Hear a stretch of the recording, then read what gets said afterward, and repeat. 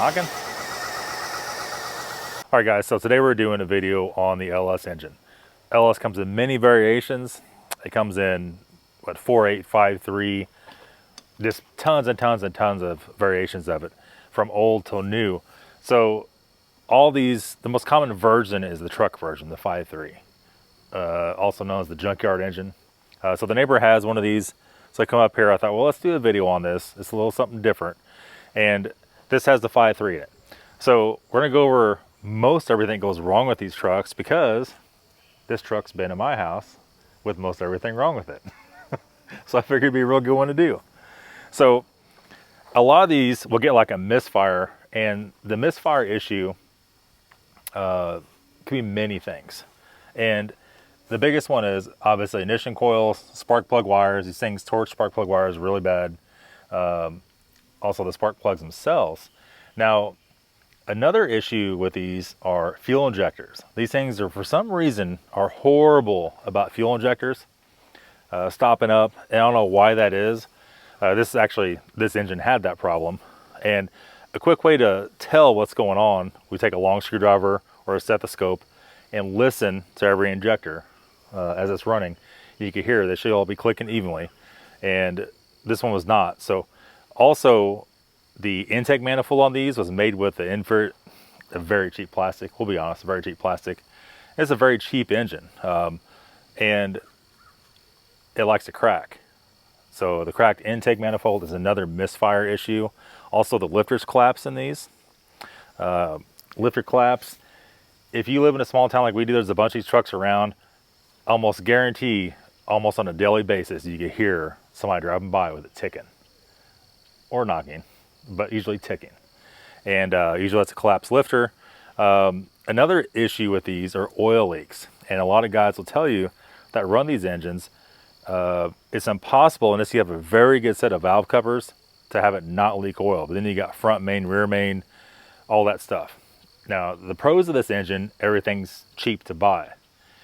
The cons of it is everything's cheap, right? That's just the trade-off of the situation here.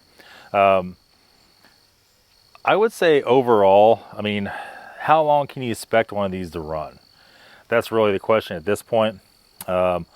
With no maintenance, how long will it run for? I would say probably 120 before you need some major service on it. And a lot of you guys say, no, mine has 420,000 miles on it and never ever had one problem. Well, no, it's never had a problem while you had it, but somebody else put some money into it.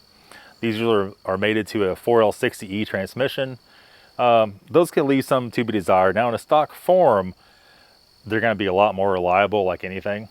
Once you start modding stuff, that's when stuff starts going wrong with it. A lot of guys, since they're dirt cheap, will buy one of these in the junkyard.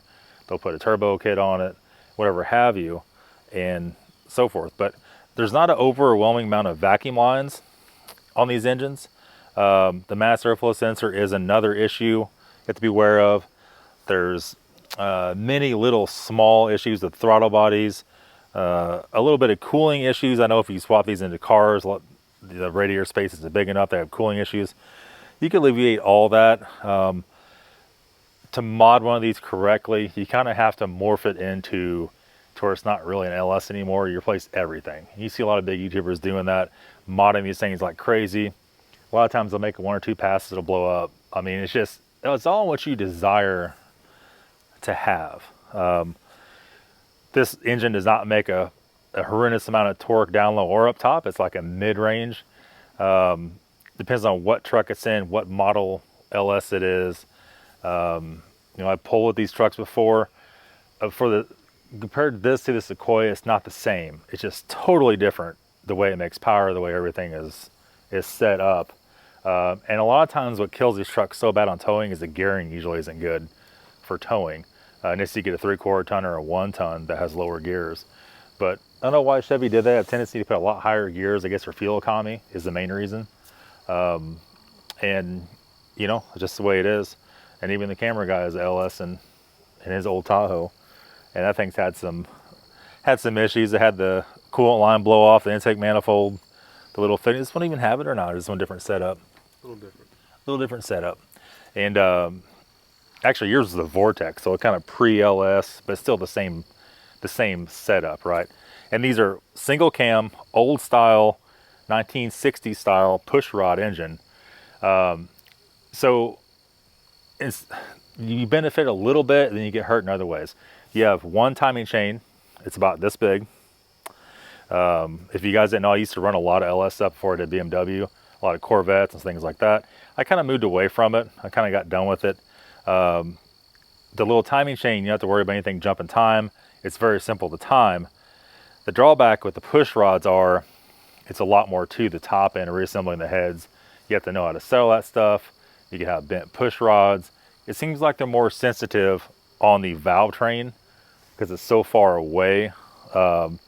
Especially start making more power with it, and a lot of issues with that. But overall, I guess it's all right for what it's in. It does match the truck chassis very well, these engines do. It's kind of like hand in hand. It is like a budget build truck when they made these new.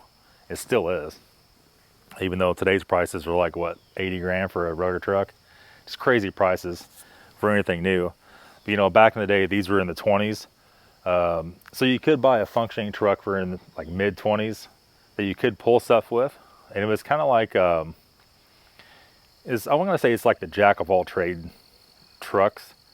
It was kind of good at some, like kind of good at everything, but not real good at any particular thing. It's a very odd setup, but as you expect. So growing up, you know, even later years, all we ever saw here in this small town I live in was square bodies. And then these body style trucks and all the newer versions of it. So they're everywhere. Everywhere. I usually don't take stuff like this in my shop to work on, unless it's like the neighbor, somebody we know. We very well could, but you know, it's just not something I'm really into. If you guys want to hear more about these kind of trucks, there's a million of them around. We could do this every day forever, but it's not where my passion lies. I'm gonna say that. That sound all right? And so we don't do too much of them. But that's gonna be it for today's video. Just a general rundown of stuff. I know there's 100 more things that go wrong with these. We don't want to get too detailed with it today. We just want a generalization and put the feelers out there and see if these videos are gonna be something people's gonna want to see. And that's gonna be it. Thanks for watching. Have a good day.